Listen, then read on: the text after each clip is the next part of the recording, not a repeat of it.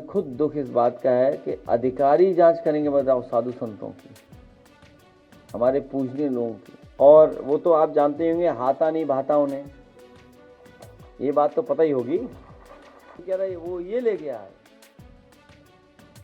अब तो बातें सब बाहर आ गई हैं, कंडे तक में आ गई, कंडे में पैसे मिल रहे हैं। अपराध में, दलितों के विरुद्ध अपराध में देश में उत्तर प्रदेश नंबर 1 है, और उत्तर प्रदेश में गोरखपुर नंबर 1 है, बताइए आप। दूसरा, भाजपा राज में दलितों के विरुद्ध अपराधों में 37% की वृद्धि हुई है। दलितों पर अत्याचार में सबसे आगे यादव मुस्लिम। पुलिस के आंकड़ों से खुली पोल, क्या कहेंगे अखिलेश यादव? तो आज अखिलेश यादव ने समाजवादी पार्टी कार्यालय पर एक बड़ी प्रेस कॉन्फ्रेंस आयोजित की और उन तमाम सवालों के जवाब दिए जो इस समय उत्तर प्रदेश की सियासत में समाजवादी पार्टी और उनके तमाम लोगों पर उठ रहे थे। खासतौर पर अखिलेश यादव राम मंदिर को लेकर बोले, और बड़ी बात यह भी है कि जिस तरीके से एसआईटी की जांच चल रही है उस पर भी उन्होंने सवाल खड़े किए।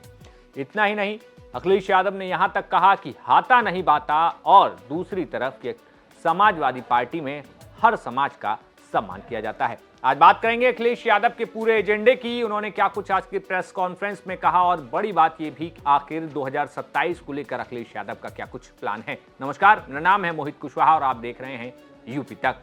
दरअसल बीते दिनों उत्तर प्रदेश के समाचारों में एक सुर्खी बनी जिसमें कहा गया कि दलितों के उत्पीड़न के मामले में सबसे ज्यादा आरोपी जो हैं यादव और मुस्लिम हैं। कहा गया कि पूरे प्रदेश में 4 महीने में 4741 मामले दर्ज किए गए, जिसमें 14672 लोगों को आरोपी बनाया गया, जिनमें सबसे ज्यादा 2160 यादव और 1983 मुस्लिम हैं। जिसके जवाब में आज अखिलेश यादव अपनी एक बुकलेट लेकर आए और उन्होंने खास तौर पर कहा कि दलितों पर होने वाले अत्याचार के मामले में उत्तर प्रदेश सबसे ज्यादा नंबर 1 है, और दूसरी तरफ साथ ही साथ उन्होंने जोड़ा कि गोरखपुर में सबसे ज्यादा दलितों पर अत्याचार हुए हैं। अखिलेश यादव ने आरोप लगाया कि दलितों पर अत्याचार के मामले गोरखपुर में 37% तक बढ़े हैं। क्या कुछ अखिलेश यादव कह रहे हैं, सुनिए। अपराध में, दलितों के विरुद्ध अपराध में देश में उत्तर प्रदेश नंबर 1 है, और उत्तर प्रदेश में गोरखपुर नंबर 1 है, बताइए आप। देश के अपराधों में जो देश के आंकड़े आते हैं उसमें उत्तर प्रदेश नंबर 1 है दलितों के विरुद्ध, और उत्तर प्रदेश में गोरखपुर नंबर 1 आता है।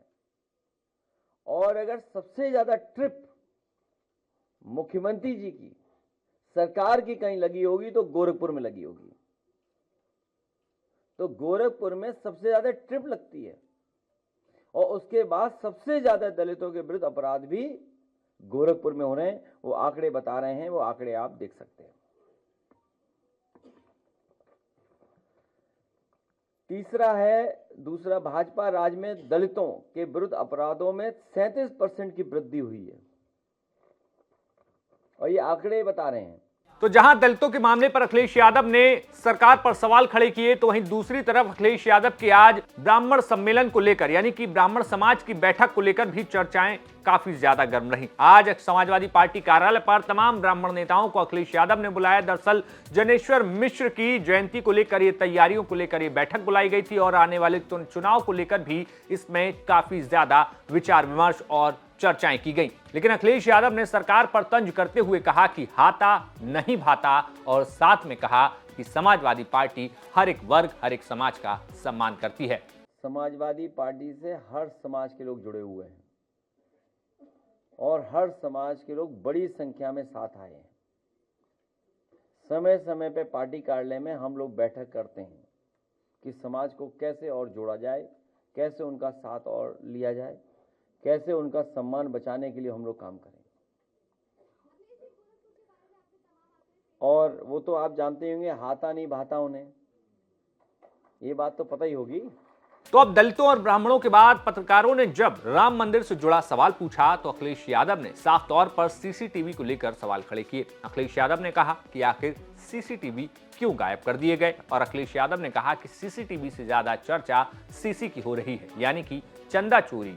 अखिलेश ने कहा कि सीसीटीवी गायब कर दिए गए क्योंकि सीसी का राज खुल जाएगा। सुना है जैसे इलेक्शन में जब बेईमानी की थी इन्होंने, कुंदरकी की, या अन्य चुनावों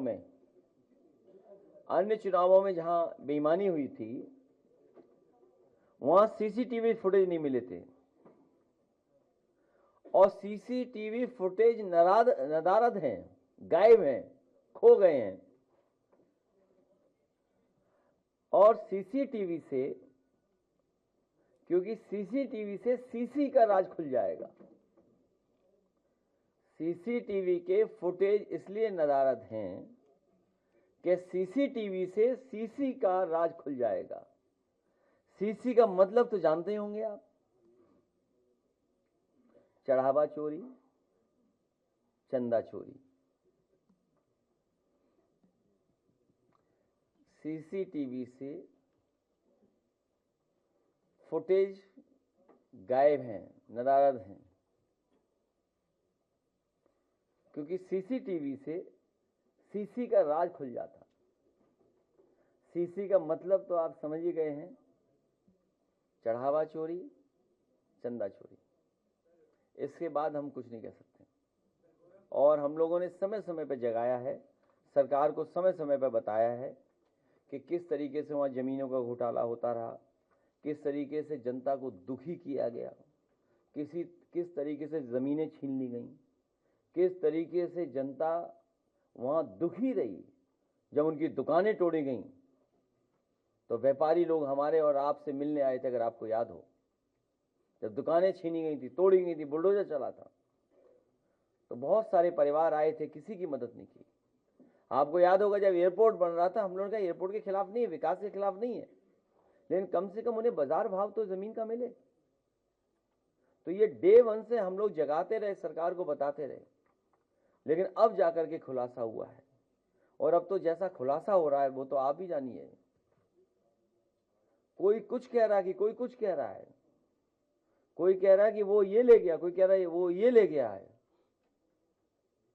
अब तो बातें सब बाहर आ गई हैं, कंडे तक में आ गई, कंडे में पैसे मिल रहे हैं। वहीं एसआईटी जांच को लेकर भी अखिलेश यादव साफ तौर पर अधिकारियों पर सवाल खड़े करते नजर आ रहे हैं। अखिलेश यादव का कहना है कि क्या अब ये स्थिति आ गई है कि अधिकारी जो है साधु संतों की जांच करेंगे। देखिए क्या कुछ अखिलेश यादव अपने इस पॉलिटिक्स वाले बयान में कह रहे हैं। मैं खुद दुख इस बात का है कि अधिकारी जांच करेंगे, बताओ, साधु संतों की, हमारे पूजनीय लोगों की। भाजपा का धर्म का मतलब धन है, ये बात समझनी चाहिए आपको। तो वहीं जाते जाते अखिलेश यादव राम मंदिर पर सवाल तो खड़े कर ही रहे थे। ऐसे में एक पत्रकार ने जब उनके राम मंदिर जाने को लेकर सवाल पूछा तो उन्होंने साफ तौर पर कहा कि हमारा मंदिर बन गया है, हम जल्दी ही रामलला के आशीर्वाद से उनके दर्शन करने जाएंगे। सुनिए क्या कुछ अखिलेश यादव कह रहे हैं। कि हमारा मंदिर बहुत जल्दी बनकर के तैयार हो गया है, उसके बाद हम भी दर्शन करेंगे और जैसा प्रभु करेंगे, प्रभु मर्यादा पुरुषोत्तम राम श्री राम जी जैसे बताएंगे उस रास्ते चलेंगे हम लोग, उसमें क्या है। अब जहां दलित ब्राह्मण और राम मंदिर की बात हो गई तो वहीं सरकार के साथ सरकार के दो बड़े कैबिनेट मंत्रियों पर भी अखिलेश यादव आज वार करने से नहीं चूके। एक का नाम तो अब सब जानते हैं, जी हां, हम बात कर रहे हैं ओम प्रकाश राजभर की। ओम प्रकाश राजभर को लेकर जब सवाल पूछा गया तो अखिलेश यादव ने कहा कि जिसका दाना जितना दाना उतना गाना।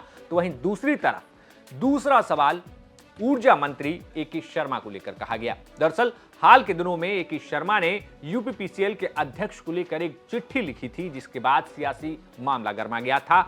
यूपीपीसीएल के अध्यक्ष पर ए.के. शर्मा ने आरोप लगाए थे कि वो उन्हें बताए बिना मुख्यालय छोड़कर कैसे बाहर चले गए और साथ ही साथ 10% की जो बढ़ोतरी की गई थी मीटर की रीडिंग्स यानी कि बिजली की दरों में, उस पर भी उन्होंने सवाल उठाए थे और साफ तौर पर जाति के नाम पर भेदभाव करने की बात भी ए.के. शर्मा ने अपने इस पत्र में कही थी, जिसका सवाल अब जब अखिलेश यादव ने पूछा तो अखिलेश यादव ने भी तंज भरे अंदाज में कहा कि लगता है कि सारी चीजें अब एक ही जगह से ऑपरेट हो रही हैं। मुख्यमंत्री जी कोई काम किसी को करने नहीं देना चाहते हैं, हर काम वो खुद ही करना चाहते हैं।